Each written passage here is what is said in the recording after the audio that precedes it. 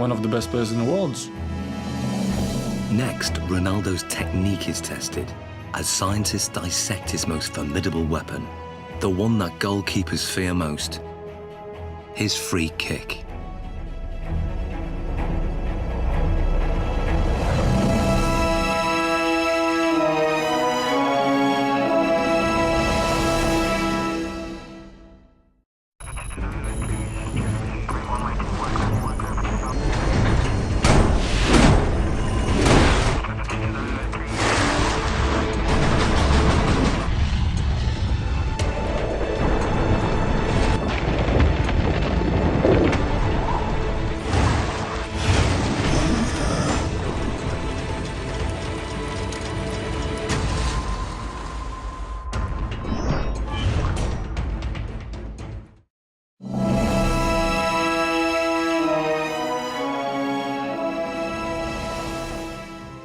Scientists are taking apart Cristiano Ronaldo's body to discover what makes him one of the world's most valuable footballers. So far, his body strength and extraordinary mental ability have been examined. The next set of tests will investigate his amazing technique. Is it this that gives him the edge? Ronaldo's free kicks are as famous as they are effective. Fast, accurate, and unpredictable. His success rate is 3 times the average. No one else in the world has mastered his technique. So the question is, how does he do it? It's a Portugal-Brazilese free kick, because yes, this ball goes up and down, and that makes it extraordinarily difficult for the goalkeepers. It's really dangerous when you shoot the free kicks. Cristiano Ronaldo's style is like a punch on the ball. Ronaldo has probably got one of the most efficient power application models of kicking that there is in terms of the amount of effort that he puts in and the return he gets on the ball speed. To find out how he does this, the scientists are going to analyse his free kick in minute detail. What we're going to do now is put reflective markers all over your body so the cameras can pick up all your movement, and we can see in 3D, we can see all your movement, how you move, how your technique is when you strike a ball, okay? So let's apply the markers on him now. Okay, we're going to go for a full body marker set here. Essentially what we're looking for is we've got 10 infrared cameras that are going to sample 300 times a second. And hopefully what we get then is a 3-dimensional reconstruction of exactly what happens during your kick. This process is called 3D motion capture.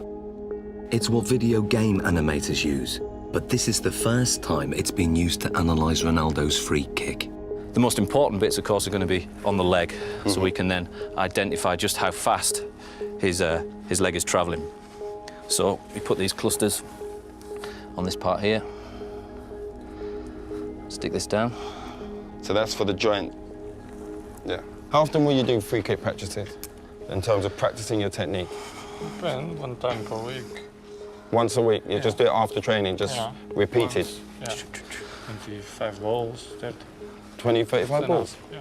Do you generally do it with a goalkeeper in there? Yeah, with goalkeepers, yeah. Yeah. Yeah. There we go, beautiful. Okay. So now we're going to do your free kicks, but I'm not going in goal. We've got your former teammate, Jersey Durdek. Hello. How we doing? Hi, Chris. I'm good. Nice to meet you. Good man. Well, let's go. Let's get set. Andy has set up the lab with the goal 20 metres away. To begin, Ronaldo will take a free kick, employing the technique he uses to bend the ball over a defensive wall.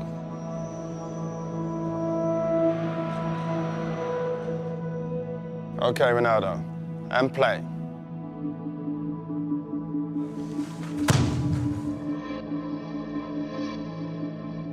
It may be over in the blink of an eye, or 900 milliseconds to be precise. But what happens during this time is fascinating. To get the ball to curve, Ronaldo must strike it in exactly the right place. This is something that is achieved by hitting the ball off the centre of mass.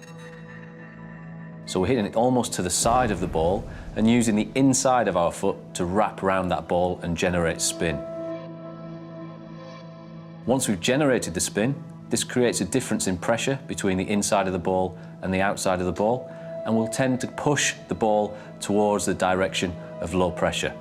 Hopefully then this curves over the top of the wall and the keeper won't see the ball until the last minute. The precision is extraordinary. He sends the ball spinning round a perfectly vertical axis, veering off its normal straight trajectory by more than 3 meters.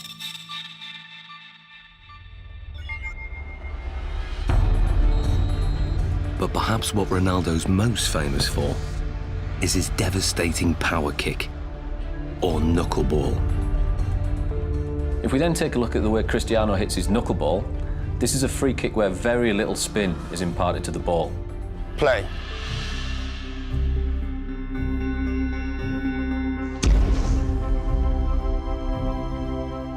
What we then get is a contact more towards the ankle joint centre. This, of course, is going to generate less spin to the ball. Striking the ball right in the middle and giving it virtually no spin sends it off in a dead straight trajectory. But at the last second, the ball unexpectedly deviates off course. It's a really danger for the keepers because it's impossible to understand the trajectory of the ball. He hits it with the laces, and the ball floats as well. So it has a double effect. It comes down very late, but during the whole move of the kick, it moves sideways. If the ball spinning, it's easier. Difficult to catch, but easier to understand the trajectory. It's all down to aerodynamics, and the secret of Ronaldo's knuckleball is in the seams. When the ball's spinning fast, the seams have no effect. But when the ball isn't spinning, the seams can catch in the wind on one side and not the other. It's just enough to make the ball deviate. The slight movement of the ball in the air can generate the movement of the seams to generate a turbulence that varies from one side to the other side of the ball, makes it almost impossible for the keeper to react into which way it's going to move first. How does it feel being a goalkeeper when he strikes the ball straight on? This strike is very hard to read, obviously. The ball flies like a balloon, you know, it goes left, around. right, up and down. Because the ball move around, they can, you know, Really save bad or the finger, you understand? It's difficult because the ball move a lot. I think sometimes it makes goalkeepers scared when, you know, when you see Cristiano coming. Brilliant. Well done, Josie. So this is what Dudek would have seen in goal. This is perhaps the cues that he might get to pick up on. The amount of weight and pressure on the standing foot before he strikes with his right foot, that's got to be huge. It's fairly large. We're talking round about 30 stone going through his foot there. So how come the bones don't break? As you saw before as well, very, very strong musculature. He flexes that leg slightly on impact. As we then come towards this point here, all the energy that we've stored in this segment around the pelvis and around the thigh then gets translated through the knee. That power flows through the knee to whip through to the ball. Very much if you imagine like a cowboy with a whip. He moves his arm and then stops it. The end of the whip goes so fast. Ronaldo moves his thigh very fast, then stops it, and the end of the foot comes through so quick. Looking at the kick from the front, it's clear that Ronaldo's posture is also a factor. I have a phrase that I call the pillar, which is basically the crutch to the top of your head.